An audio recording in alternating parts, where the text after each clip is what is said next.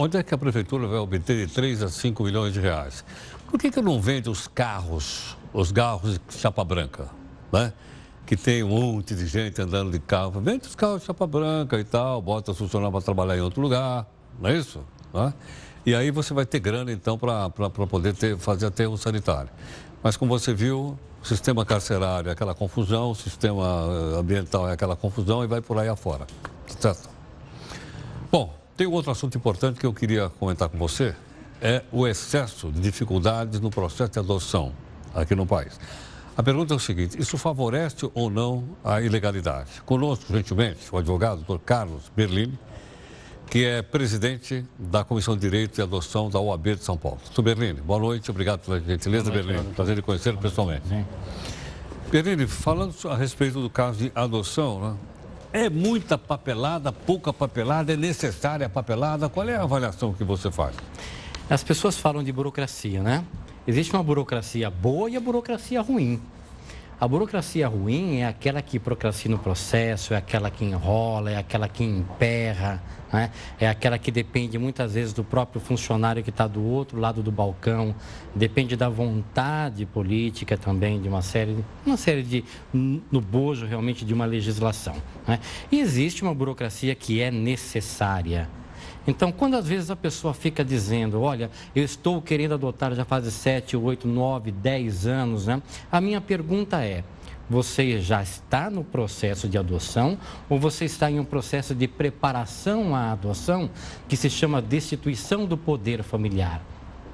São processos diferentes.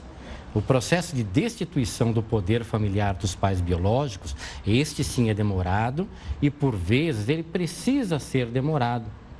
Porque o juiz, o promotor, os técnicos do judiciário têm que estabelecer exatamente se aquela família biológica pode ou não cuidar de uma criança para que ela seja destinada à adoção. Grave, né? É uma decisão muito séria. O juiz, para colocar a assinatura dele lá embaixo, ele não digo que tem que ter 100% de certeza, porque ninguém tem uma bola de cristal para saber o que é que vai acontecer daqui a alguns anos. Mas o que é o melhor para aquela criança naquele momento? É estar com a família biológica ou é estar com uma família adotiva que a quer criar, que a quer como filho, como se o nascido fosse dessa própria família. Então, existem processos diferenciados. Existe um processo de habilitação dos pretendentes à adoção, existe um processo de destituição do poder familiar e existe um processo de adoção, que as pessoas às vezes confundem os três em um só. Sem dúvida. Portanto, se torna realmente muito burocrático. Agora, eu te pergunto, bom, desses três, eu imagino que o mais, que exige mais trabalho é esse que você acabou de explicar. O da destituição do poder familiar, com certeza. Esse com certeza. Agora, e os outros dois? Os outros dois... Da adoção e da habilitação. Os outros dois dizem respeito, o primeiro, de habilitação ao pretendente. Tudo aquilo que pretende adotar, ele recorre ao Poder Judiciário, uma das varas de infância e juventude de qualquer lugar do Brasil, e se coloca à disposição como família ou como pessoa para adotar uma criança que necessite estar em uma família. Então, o Judiciário vai preparar essa pessoa, vai estabelecer se realmente a pessoa tem condições de assumir uma criança como filho não nascida dele. E aí, então, o juiz da infância e juventude habilita esse pretendente e ele passa a fazer parte, então, da famosa fila de adoção, que é o Cadastro Nacional de Adoção. É muito grande, é muito extensa, demora muito? Existem hoje cerca de 38 mil pretendentes à adoção no Cadastro Nacional de Adoção. 38 mil pessoas querem adotar? Querem adotar. E o que é interessante, existem 7 mil crianças e adolescentes esperando serem adotadas. Então tem mais gente querendo adotar do que criança para ser adotada? De 3 a 4 vezes, muito mais. Puxa vida, eu não sabia disso. Agora, por que as contas não fecham?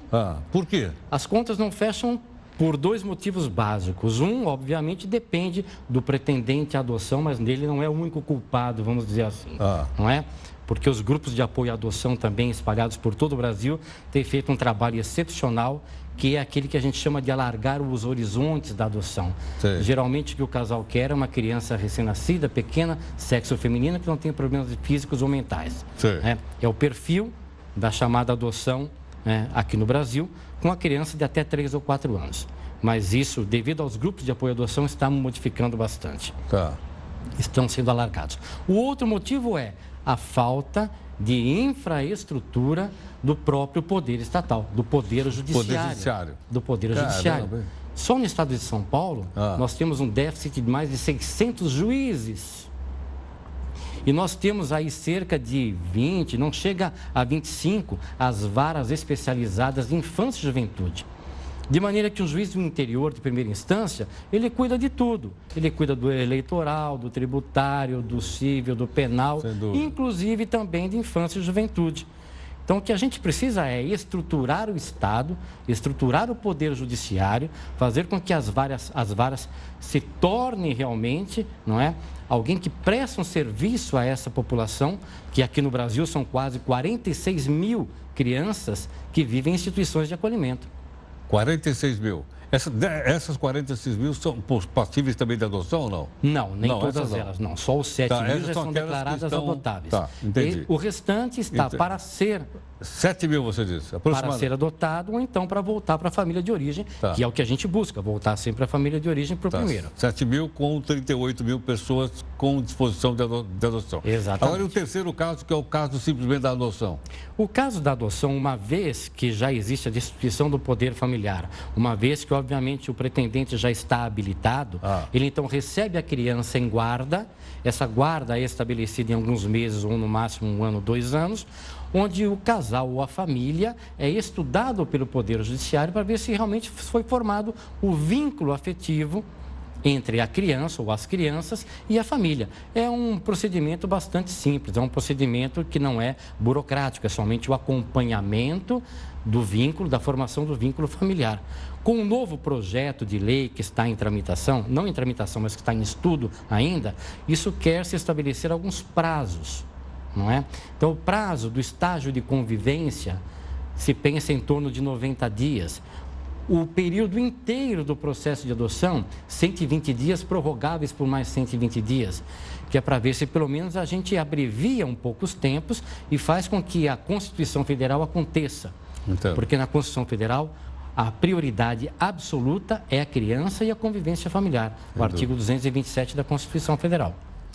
Gentilmente conosco, o doutor Carlos Berlini, que está aqui conosco. Berlini, agora uma pergunta direta.